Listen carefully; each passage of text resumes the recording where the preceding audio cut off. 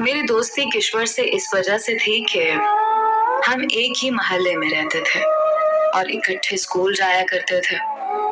وہ ایک غریب گھر کی لڑکی تھی اور ہم خوشحال تھے، مگر بچپن طبقاتی فرق سے بالا تر ہوتا ہے۔ وقت گزرتا گیا اور ہم اسکول سے کالج میں آ گئے، لیکن ہماری دوستی پھر بھی قائم رہی۔ وہ اونچے خیالات رکھتے تھے، ہمیشہ ایسے خواب دیکھتی جو کبھی پورے نہیں ہو سکتے تھے، پھر بھی وہ خواب دیکھے جاتی۔ امی میرا کسی کے گھر جانا پسند نہیں کرتی تھی اور کشور کی ماں اسے سہیلیوں کے گھر جانے سے نہیں روکتی تھی، تبھی وہ زیادہ وقت میرے گھر میں گزارتی تھی۔ ایف اے کے بعد کشور نے کالج جانا بند کر دیا تھا، یہ اس کی مجبوری تھی۔ اس کے والدین کے پاس بیٹی کو تعلیم دلوانے کے لیے رقم نہیں تھی۔ مجھے اکیلے کالج جانے کی عادت نہیں تھی، لیکن اب اکیلی جاتی تھی۔ اس کے بغیر کالج میں دل نہیں لگتا تھا۔ کالج سے آنے کے بعد امی سے اجازت لے کر کشور کے گھر چلی جاتی۔ ماں مجھے منع نہ کرتی کیونکہ ان دنوں میری سہیلی بہت افسردہ رہا کرتی تھی۔ کالج چھوٹ گیا تھا اور اب اس کے والدین اس کی شادی کرنے کا سوچ رہے تھے، وہ بھی ایک ایسے لڑکے سے جو 8ویں پاس بھی نہ تھا اور نہ ہی خوبصورت تھا، جبکہ کشور کا خواب اعلیٰ تعلیم یافتہ اور خوبصورت نوجوان تھا، جیسے کہ ہر لڑکی کا خواب ہوتا ہے، اور اسے بھی یہ خواب دیکھنے کا حق تھا۔ جس لڑکے سے اس کے والد شادی کرنا چاہتے تھے وہ اس کی پھوپھی کا بیٹا تھا۔ ارسلان پست سوچ کا نکما سا لڑکا تھا۔ معاملہ یہ تھا کہ اس کی منگنی بہت چھوٹی عمر میں کشور سے کر دی گئی تھی، لیکن جب اس نے 8ویں میں اسکول کو خیر بات کہہ دیا تو کشور کی ماں سوچ میں پڑ گئی۔ اس نے نند سے کہا، تمہارا لڑکا کم از کم میٹرک تو کر لے، اس 7ویں پاس کو کون نوکری دے گا؟ جب ارسلان کو پتا چلا کہ مومانی نے ایسا کہا ہے تو اس نے خاندان بھر میں کہنا شروع کر دیا کہ ماموں سلیم نے کشور کی شادی مجھ سے نہ کی تو میں اس کی شادی کسی اور سے بھی نہ ہونے دوں گا، بلکہ اس کے اور اپنے گھروں کو آگ لگا دوں گا۔ اس کی دھمکیوں سے کشور کے والد گھبرا گئے، اور ان کی اور لڑکیاں بھی تھیں بغیر جہیز کے جن کی شادیاں اچھے گھرانوں میں نہیں ہو سکتی تھیں۔ انہی دنوں ہمارے پڑوس میں ہمارے رشتہ دار آ گئے۔ ان کا لڑکا وقار انجینئر بن رہا تھا، اسے سوائے اپنی پڑھائی کے کسی سے سروکار نہ تھا۔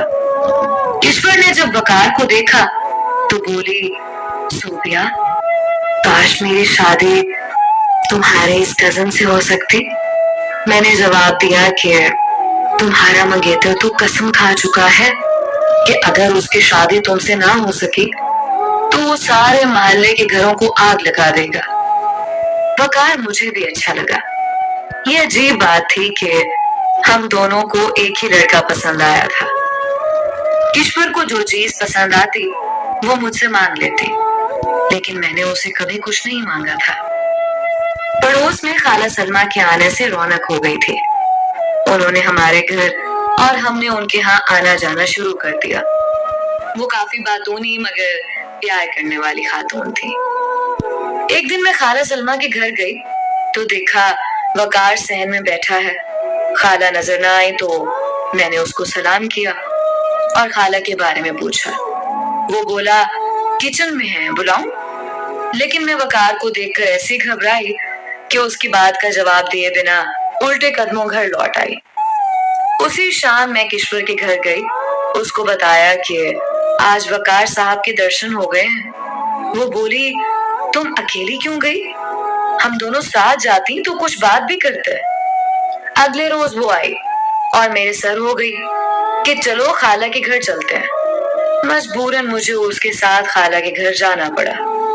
وہ حسب معمول کرسی صحن میں ڈالے پڑھ رہا تھا۔ میں چپ رہی۔ کشور نے اسے سلام کیا، اس نے جواب دیا، تبھی خالہ کچن سے نکلی اور ہمیں آواز دی۔ ہم خالہ سلمہ کی طرف چلی گئیں۔ اس کے بعد تو کشور کو وقار کے خواب آنے لگے۔ ان خوابوں کا گویا تانتا بند گیا۔ وہ روز ہی کہتی کہ چلو تمہاری خالہ کے گھر چلتے ہیں۔ میں اسے سمجھاتی کہ روز روز جانا ٹھیک نہیں، بار بار جانے سے وہ کیا سمجھ بیٹھے؟ میرے بار بار منع کرنے پر وہ چپ ہو گئی اور میرے سامنے وقار کا ذکر کرنا بھی چھوڑ دیا، مگر اس کے دل میں میرے کزن کے لیے ایک طوفان چھپا ہوا تھا۔ انہی دنوں اس کے والدین نے اس کی شادی ارسلان سے کر دی، جو اس کو بالکل بھی پسند نہیں تھا۔ وہ والدین کے مجبور کرنے پر مارے باندھے راضی ہو گئی۔ جس روز دلہن بنی ودا ہو رہی تھی بہت غمگین تھی۔ مجھے دکھ ہو رہا تھا کہ اس کی شادی اس کی مرضی کے بغیر ہو رہی تھی۔ اس کے چلے جانے کے بعد دن بہت بور گزرنے لگے۔ زبردستی میں نے پڑھائی میں دل لگا لیا۔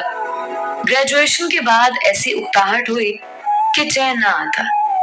والد سے اجازت لی اور ایک اسکول میں پڑھانا شروع کر دیا۔ ایک روز اسکول سے گھر لوٹ رہی تھی کہ بارش نے آ لیا۔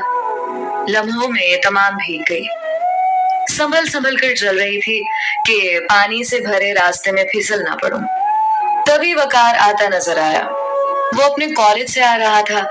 میرے قریب آ کر سواری روک لی اور کہنے لگا، میں گھر جا رہا ہوں، میرے ساتھ ساتھ چلو ورنہ بھیگ جاؤ گی۔ میں نے انکار کر دیا کہ خود چلی جاؤں گی۔ کیسے جاؤ گی اتنی بارش میں؟ کوئی رکشہ کر لوں گی۔ اچھا، رکشے والا زیادہ معتبر ہے مجھ سے؟ ٹھیک ہے، میں تم کو رکشہ کیے دیتا ہوں۔ اس نے ذرا آگے جا کر ایک رکشے والے کو پکڑا اور میرے پاس لے آیا۔ میں رکشے میں بیٹھ گئی۔ اس نے اپنی کار میرے پیچھے رکھی۔ جب گھر پر اتری جلدی سے اندر چلی گئی، پلٹ کر نہیں دیکھا کیونکہ رکشے والے کو کرایہ اس نے پہلے سے دے دیا تھا۔ گھر آتے ہی ایک بڑی پریشانی نے استقبال کیا۔ امی جان بستر پر پڑی تھیں۔ ان کی طبیعت خراب تھی۔ والد گھر پر نہ تھے۔ امی دمے کی کیفیت میں تھیں۔ میرے ہاتھ پاؤں پھول گئے۔ تبھی دوڑی خالہ سلمہ کی طرف وہ میرے ساتھ آ گئی۔ انہوں نے فوراً وقار کو بلایا اور امی کو کار میں ڈال کر ہسپتال لے گئے۔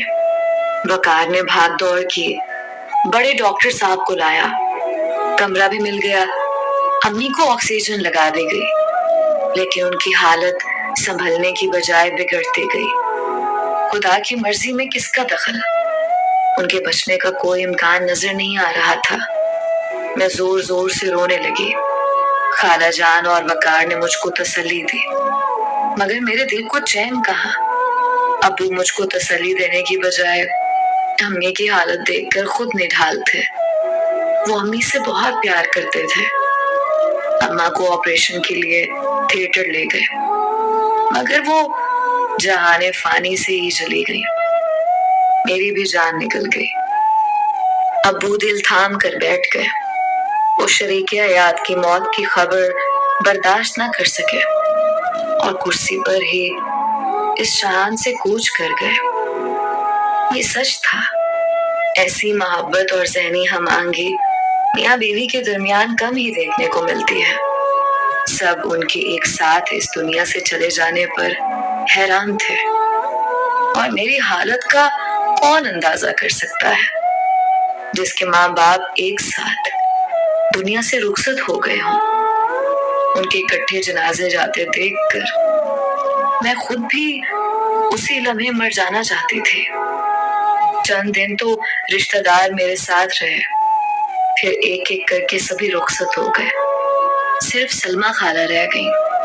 وہ مجھے اپنے گھر لے گئیں، مگر مجھے وہاں چین نہ ملا۔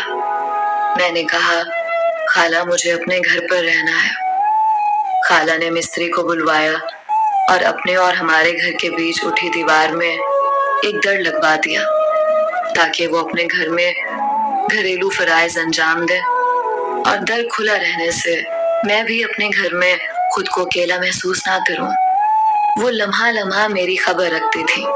ماموں اور ممانی کراچی سے آئے تو کہا کہ ہمارے ساتھ چلو۔ میں نے انکار کر دیا کہ میں کسی صورت والدین کا گھر چھوڑ کر نہیں جاؤں گی۔ تبھی ماموں ممانی اور خالہ سلمہ نے فیصلہ کیا کہ میری شادی وقار سے کر دے تاکہ میں زندگی بھر اپنے ہی گھر سکون سے رہ سکوں۔ وقار ابھی شادی نہ کرنا چاہتا تھا۔ اس کی تعلیم کا آخری سال تھا، لیکن والدین کی وفات کے بعد میں اکیلی رہ گئی تھی۔ इसका एहसास वकार को भी था। वो एक अच्छा इंसान था। ऐसा रिश्ता तो किसी खुशनसीब को ही मिलता है। मुझे तो वो पहले से ही अच्छा लगता था। वकार ने मुझसे शादी की हामी भर ली और हमारी मंगनी हो गई। शादी 1 साल बाद होना थी। ताहम अब मैं वकार के सामने ज्यादा नहीं आती थी। जब हम आमने सामने होते मैं घबराने लगती। उसे मेरी ये अदा अच्छी लगती थी। यूं वो भी मुझसे ज्यादा बातें नहीं करता था। सभी जानने वाले खुश थे कि मुझ यतीम को एक अच्छा रिश्ता मिल गया है। अब सलमा खाला हमारी शादी की तैयारियों में मसरूफ थी और मुझे किश्वर बहुत याद आ रही थी। जब से उसकी शादी हुई थी वो मिलने ना आ सकी थी। खबर नहीं कि शौहर उसे कहाँ ले गया था। उसका शौहर नशा करता था